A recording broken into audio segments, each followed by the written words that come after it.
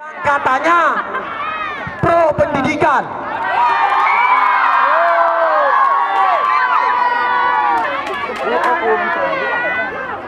Tapi kenyataannya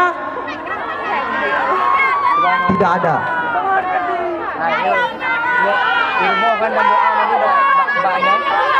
Baik teman-teman, hari ini yang kita inginkan hanya satu. Kita ingin berjumpa dengan Bupati. Sepakat teman-teman? Sepakat? Apakah Bupati yang hari ini ada di kantor Dewan menganggap kita hari ini? Kalau memang menganggap kita minta turun. Sepakat teman-teman? Hidup mahasiswa! Hidup mahasiswa! Yang kita inginkan hanya satu, Pak Bupati.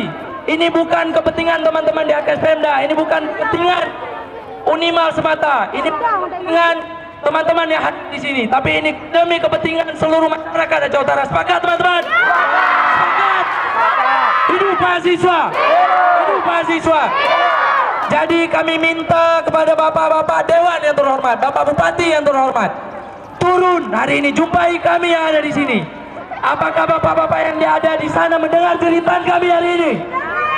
Hidup mahasiswa! Bapak Bupati harus turun teman-teman. Kalau enggak kita duduki. Sepakat? Sepakat? Hidup mahasiswa! Hidup mahasiswa! Untuk selanjutnya kepada teman-teman yang terlibat dalam aksi dari LMND, kami